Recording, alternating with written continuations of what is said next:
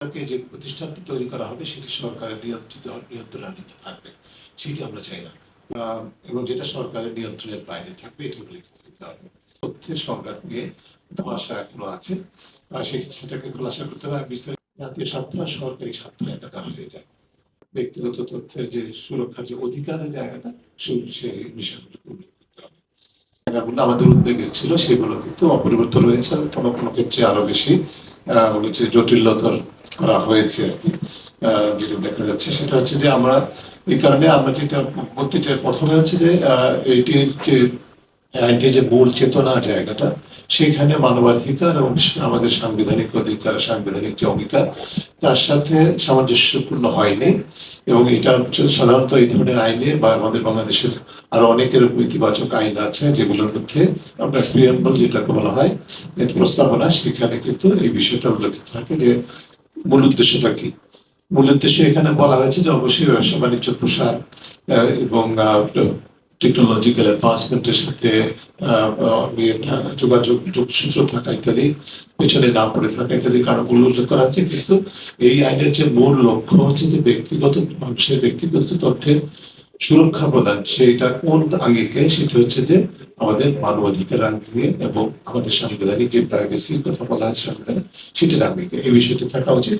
আমরা এই পর্যন্ত একেবারে শুরু থেকে এই বিষয়টি বলে আসছে, কিন্তু আমরা আমাদের কাছে বোধগম্য নয়।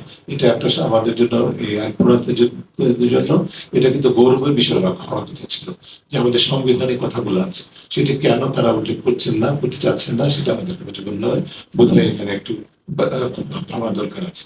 আমরা মূল বিষয়টা বলবো যে এখানে এটার চেতনার জায়গাটাকে সুস্পষ্ট ভাবে মানবাধিকার, ফ্রিডম অফ এক্সপ্রেশন বিশেষ করে বা মত প্রকাশের স্বাধীনতা এবং ব্যক্তিগত তথ্যের যে সুরক্ষার যে অধিকারের জায়গাটা, সেই বিষয়গুলো উল্লেখ করতে হবে। দ্বিতীয় যে বিষয়টি সেটা হচ্ছে যে কয়েকটি জায়গায় বিশেষ করে ব্যক্তির সংজ্ঞা এবং ব্যক্তিগত তথ্যের সংজ্ঞা নিয়ে ধোঁয়াশা এখনো আছে। সেটাকে খোলাসা করতে হবে। বিস্তারিত না গিয়ে যেটা বলবো, আপনারা দেখবেন যে আমাদের মূল প্রবন্ধে ফুটনোটের মধ্যে বিশেষ করে ব্যক্তিগত ব্যক্তি বলতে যা বোঝায়, কি বোঝানো উচিত, সেটি আমরা উল্লেখ করার চেষ্টা করেছি এবং কিভাবে ব্যক্তিগত তথ্যের আওতায় কোন কোন উপাদান থাকা দরকার সেটি উল্লেখ করা। বিভিন্ন দেশের যে এই ধরনের আইন আছে, বিশেষ করে জিডিপিআর যেটা ইউরোপিয়ান ইউনিয়নের মুক্ত দেশগুলোর জন্য এই ধরনের আইনটি, সেইটির সাথে সামঞ্জস্যপূর্ণভাবে বেশ কয়েকটি উপাদান আমরা সেখানে উল্লেখ করেছি যেগুলো আমাদের এই আইনে সুস্পষ্টভাবে থাকা দরকার। তা না হলে যেটা হবে যে কর্তৃপক্ষ মধ্যে যাদেরকে বলা হয় সরকার, বাস্তবে তাদের হাতে কিন্তু একটা স্কোপ থেকে যাবে, সুযোগ থেকে যাবে যে আমি এইটাকে ব্যক্তিগত বলছি, এটাকে ব্যক্তিগত বলছি না। এই সুযোগটাকে যেন প্রতিহত করা যায়, অন্তত মৌলিক যে জায়গাটা সেগুলোকে অন্তর্ভুক্ত করতে হবে আমরা মনে করছি। স্থানীয়করণের বিষয়টি মঞ্জুর বিস্তারিত বলেছে, সেটা আমি আরো এখানে রিপিট করতে চাই না। শুধু এটুকু বলবো যে এখানে অংশীজন কিন্তু ব্যাপক, স্থানীয়করণের দৃষ্টিভঙ্গি থেকে সকল অংশীজনকে সম্পৃক্ত করে বিষয়টিকে ঢেলে সাজানো দরকার।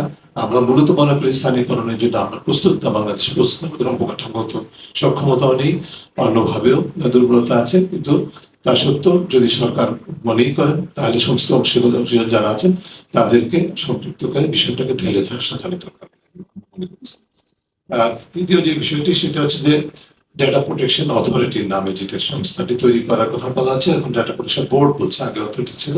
প্রথমে তো ডিজিটাল সিকিউরিটি অথরিটি যেটা, সেটার উপরে দায়িত্ব দেওয়া হয়েছিল। পরবর্তীতে এটা পরিবর্তন আমাদেরই পরামর্শের ভিত্তিতে সেটা সরকার মেনে এসছেন, কিন্তু আংশিকভাবে মূল জায়গাটাকে ধরে রেখেছে। অর্থাৎ এটাকে যে প্রতিষ্ঠানটি তৈরি করা হবে সেটি সরকারের নিয়ন্ত্রণাধীন থাকবে, সেটি আমরা চাই না।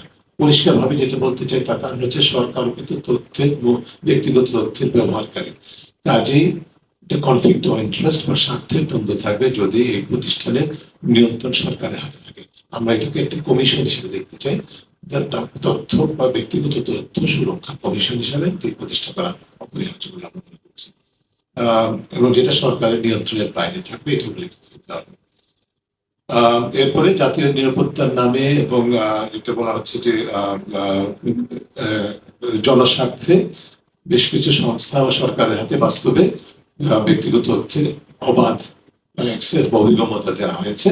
এটা মোটামুটি অবাধ, এবং যেটা আমরা মনে করছি খুবই গুরুত্বপূর্ণ এবং গুরুত্বপূর্ণ ঝুঁকি, এবং এই জায়গা থেকে সরে আসতে হবে। এবং বিশেষ করে আহ, আহ, যে আহ, যুক্তিতে যে আমাদের দেশে যেটা হয় যে যেটা জাতীয় স্বার্থ জাতীয় স্বার্থ আর সরকারি স্বার্থ একাকার হয়ে যায়।